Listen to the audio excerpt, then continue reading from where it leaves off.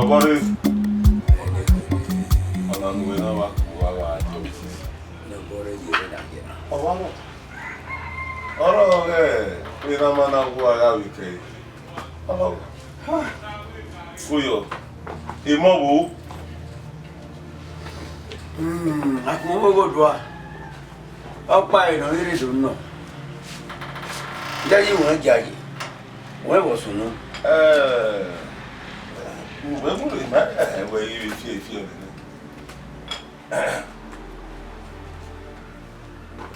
Bẹ́ẹ̀ni orí bẹ́ẹ̀ lè lè wẹ́sẹ̀. Dèmí kémi nà mọ́nà náà ẹ̀ nà òbí máa wú. Dòbò náà gbé náà yà mú yẹn náà máa yà mú ẹ̀.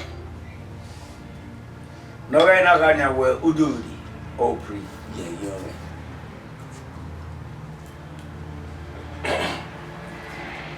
Wesi ore la piera e mewe moni enu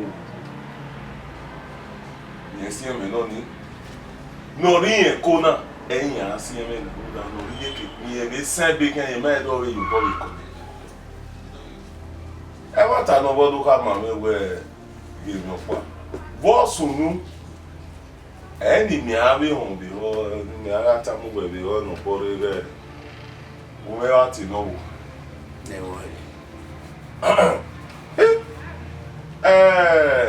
Imade you know come. Made. Sir. So where? Sir. Made.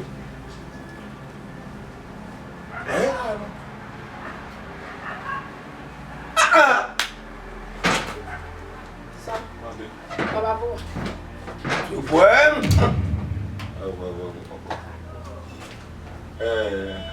Il est. All the blue. Bien, on va voyager. Àwọn ọ̀pọ̀ yẹn sí à. Akẹ́kẹ́ mú ẹ̀wọ̀n ní gbogbo ọ̀nà rẹ̀ ọmọ fọ́mọ. Era do no, èmi náà sí ọmọ fọ́mọ àwòrán náà ìwà fún gbé upa wẹ́ ọ̀rẹ́ ayé. Ògùnkún. Bàbá mọ́mọ́ mẹ́kìá. Ọmọ rẹ̀ máa kí lébà sèwà.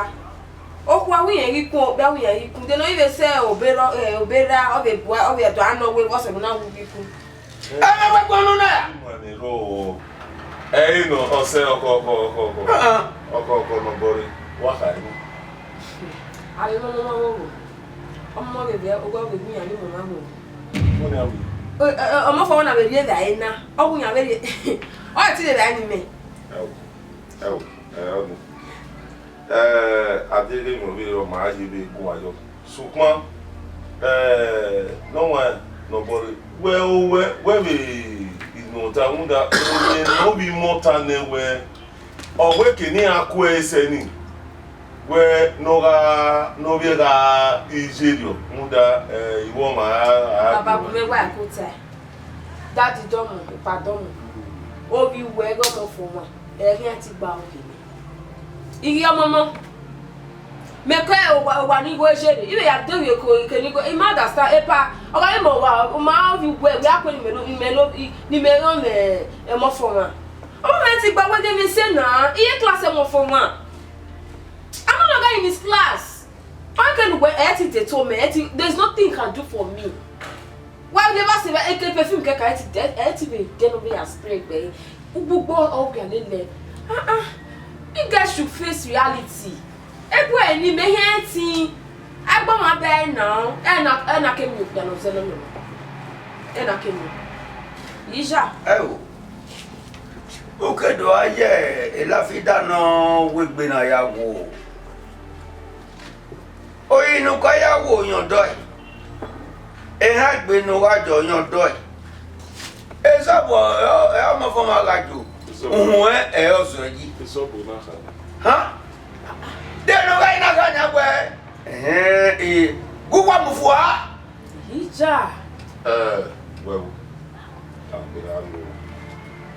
Na ke mi pe no to ino ma. Ama mama ke agu wo wa. Ba me nu e o ke agu. Baba. Ike la de na e o se. Ewu. Ego Ugaro, may you wet na ye, Yaji, two women, Nidia Kuya, no, Tanamo, Aram, Manero Mogam, Wina, a full woman. Nala, I went with Niaka Daddy, they all work no me. I na ye, they are fair now, with that. Namu, how you to? You see me pay waro na no wa gata du we lele we ona ino o we ni akwa ese ni ge o sere ke o fi go wa ka he o do kun kwa do de fi ahewi egwe ma bidian do ke ni eri e we go wa be o do ni so na ya wa mo ma ko ri akmo je ya.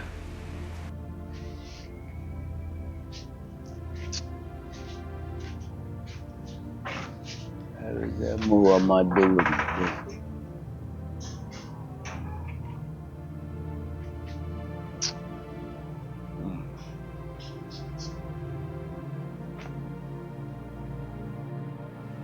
About you. Ana mi ere bande. Nígbà wo ìwọ wà?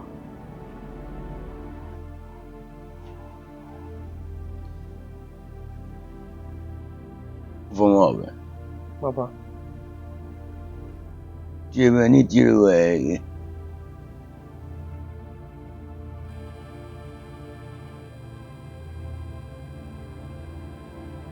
Ya. Iri ari o yi ara nu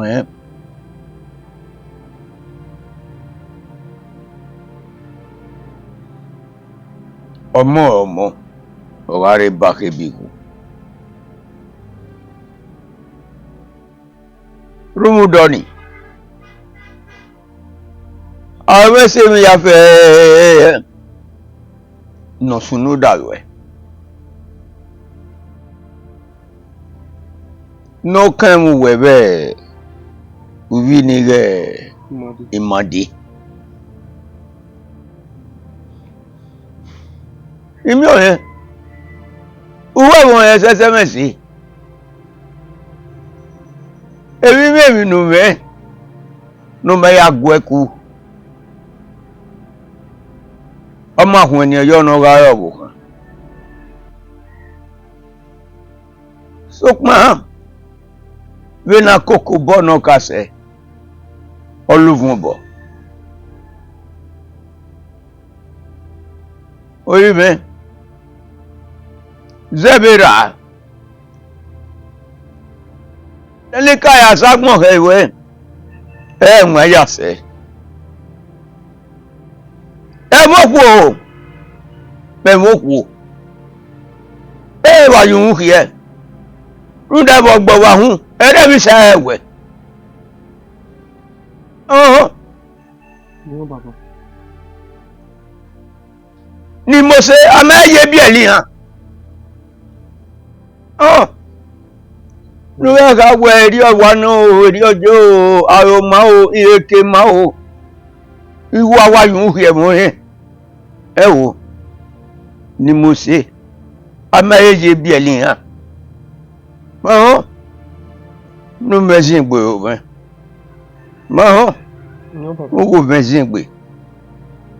Wo ya. No wu e. O sagari egu e. Eyiwo yin la di adogbo oderi. Nu je nwe. Mo ero. Ewe bo. Erai. Imi abonu ya mu ya. Iya. Imi abonu ya mu ya. So pin de na ewo. Afi ye kegbo e. Eri o yi ropa. Ní bàbá.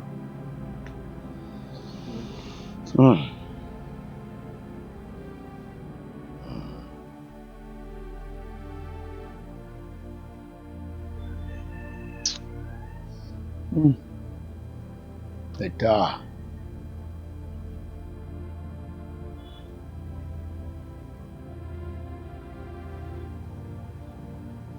Ní bàbá. Ìyàwó ìwọ wà. Ya we. Yawe.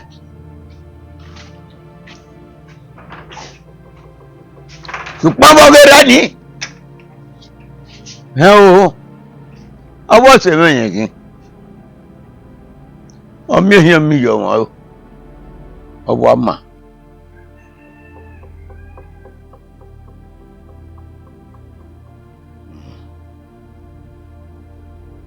Made. Ilere o. O no we na we gin yan mo for wa. Ama gbo ni. Mi ade bo sa we mo for wa mi han. E me se han mi. We gbe mo. Bo su ni. Iya. De me mo su. We beg me eva ma fit.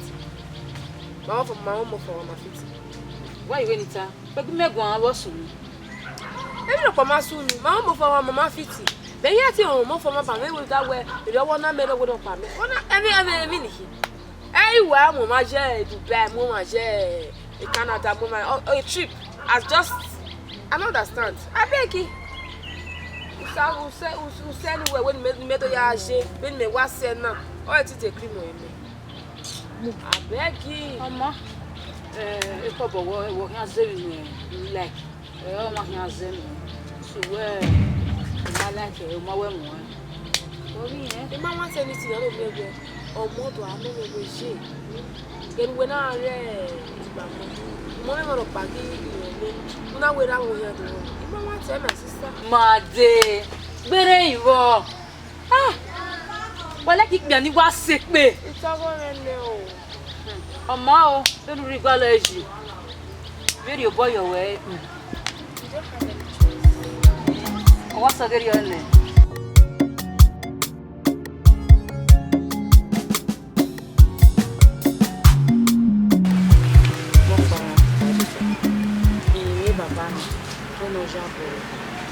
But to go where we can where wherever. Try this. Ogo yo mama. Le ba si wa. Me va pa. Eh baba.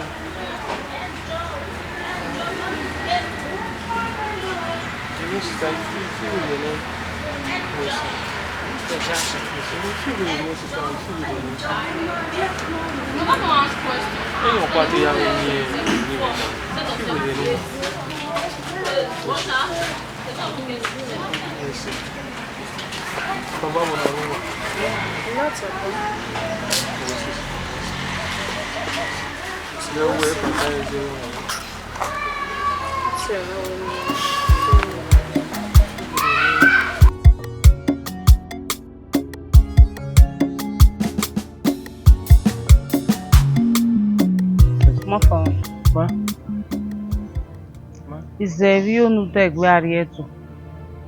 Edo. Ni arieto. Ezega gbo ma mi aye won. Okay, ina imegbe bana ere do ni go. Won ma ya je. We worry. Ya se vai ya mu wa. Ivedo. Me no we yo no arieto yin nta. O me go kere ni be koko. Ya ari no. Ibe gwe baba gwa. Udan we na wa re bo na be anana. Emma. Iyo no de gbe ahia. Uwe mi no be su udege mi no sunu da esekawena. Ume nwane wo momo. No ahia no ya de no ya gwaligo. So papa no. O promise me we ekinu kado do le gbe duwe. Ewo ha sister. Ewo. Akọ gba vania. He promise. Umana mi go ne edego ho. Me we 2 hours. Mana fene ruda igo ayagba oho. Do e ni kai la wo. Ma ya e baba re ba ya yin we baba me wo kere. Ita me no mi kina ahin. Mercy sister. House. Mercy. Se ya joni ni go ni no say na te wi hian joba. No dai make bi anya kiso. Ye na amigo.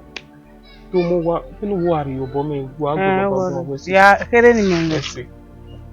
Wọ́n wọ̀ pa orí jọ pa orí lọ pa mi. Oda mi ya do ajevi ana orile meri gwe mama. Emi no hekene. We are ready to ban emi ya na de okay. Me eti we adi. Ma, No, sister. baba re ban ya go mama. No, sister, where say? Ho, Where say, sister? mama. Ije ni ge. Mo fo wa no me ya no me ya pe oda me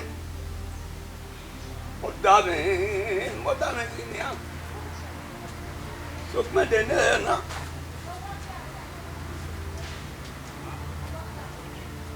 ido ya bo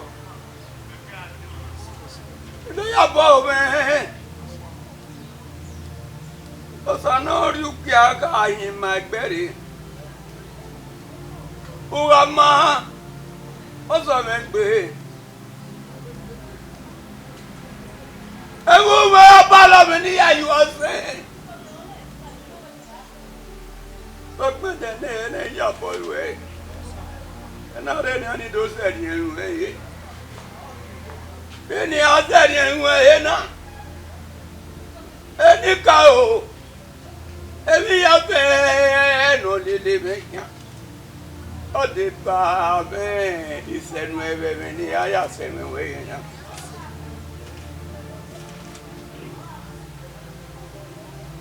Imi awani mama ni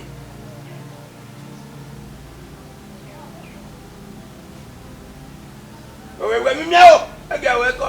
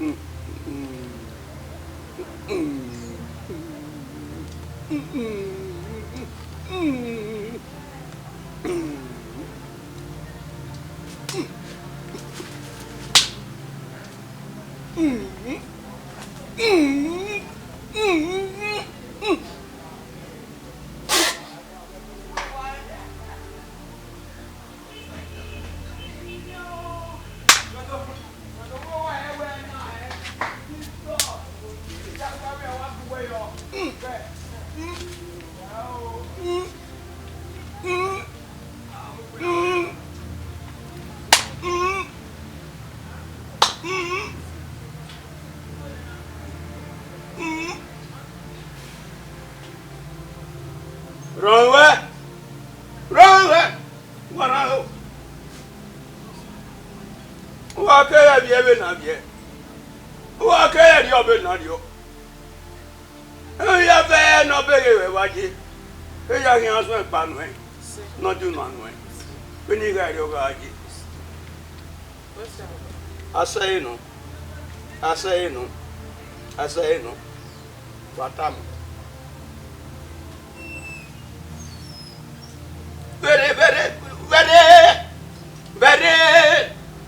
Mugonwe Abunga Digwe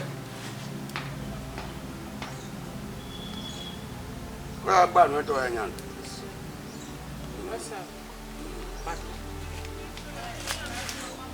Ogum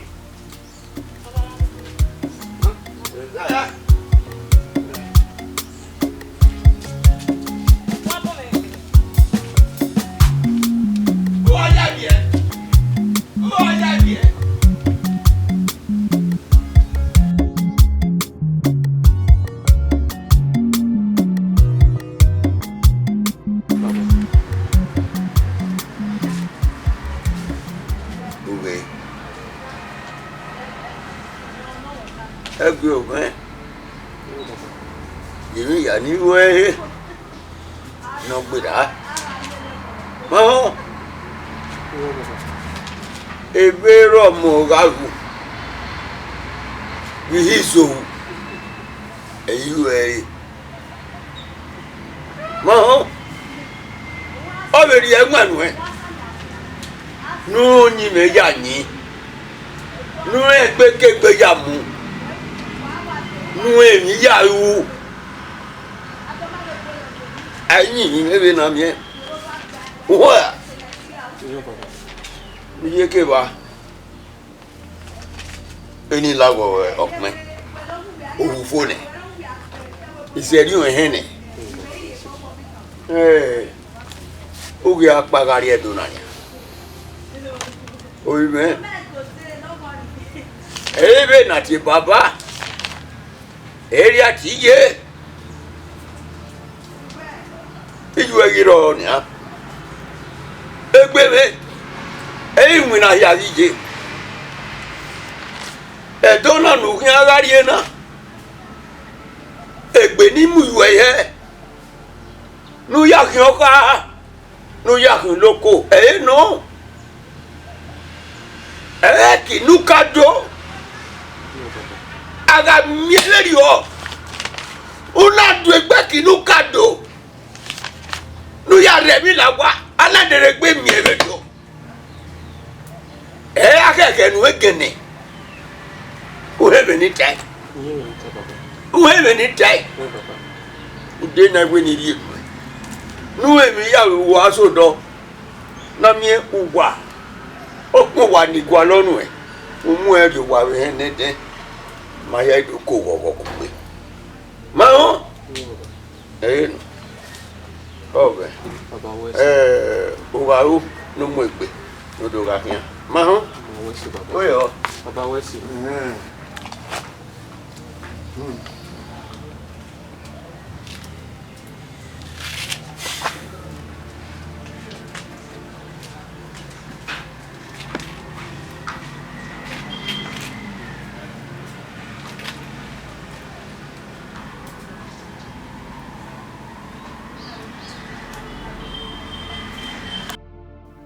Yeah, I think you're going to like this one. Abeona. Or like it better now. Yeah, we beat Dovino. When you come on one here, I'm going to give you another. Because I beg any. Don't worry, I'm going to spoil you. Spoiling you because you are my baby.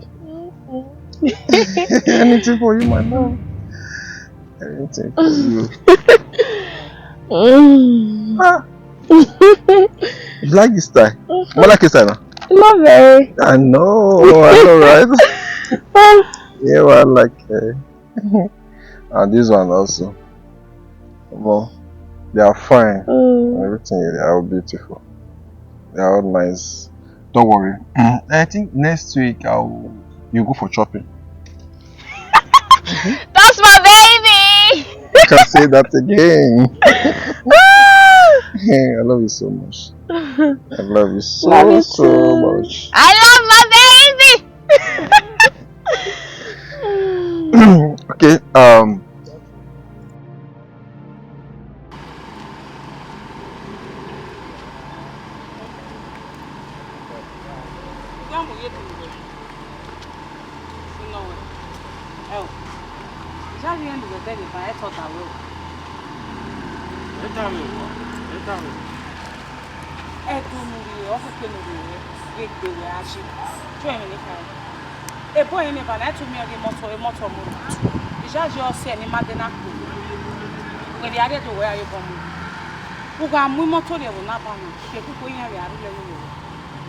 after a week or 2 weeks, well, they will now have to give in a year. A better man. Mana kungo mero. Wabe tima wa hia ko baba kwa. Iwe fun. Uti baba fun. Ere. You na me bu wa ri ebo na. Unu ya no ta jo le tare. Obebe ya ba ma te kwe. Ogebe o ma no be si ai. E ke no se we aje o le ji. Kwa mi ha. Ano ati a ogba ma no wa le mu no fia.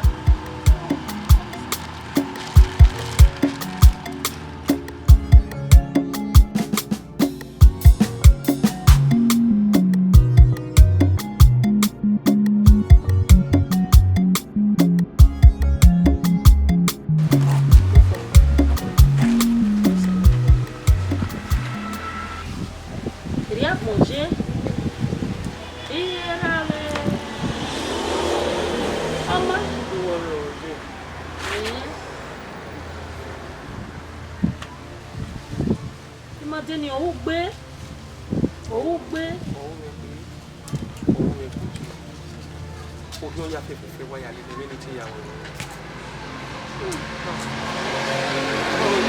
Wa je na ya wa je.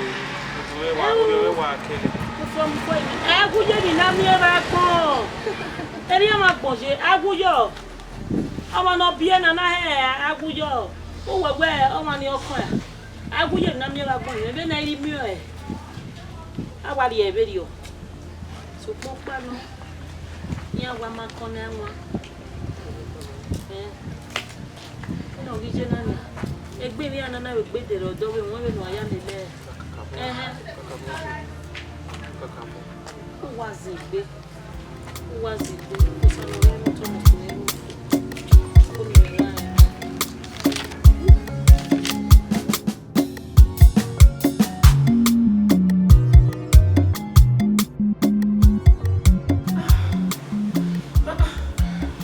Baby, what's wrong?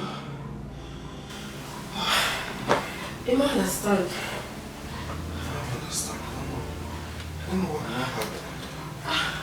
Why you hard?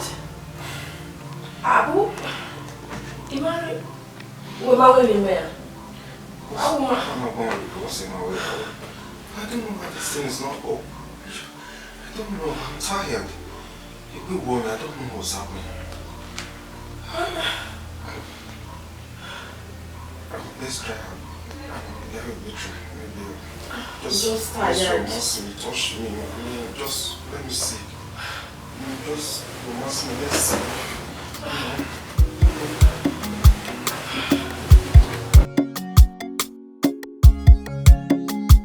Babe, I'm just tired, please. Be my young woman. Be my young woman. Walking wrong guy like you. What do you mean? Why are you talking like that? I don't know now. What happened with your head? Good woman. Sitting. Something is wrong. I don't really understand all this. Must I touch you or do? At my presence already. Okay, not my Benin. Walking.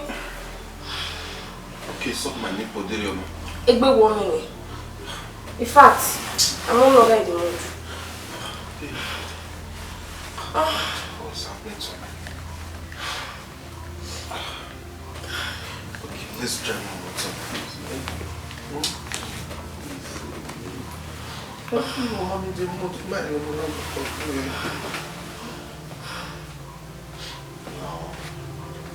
See me, no, you know me where we know. Baby, as in a big woman. See me, eh?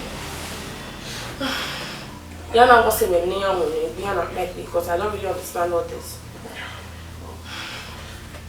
I'm not going to be please. Everyone said you're not going to understand this. I've tried so hard. Yeah, now. Let me tell you about now.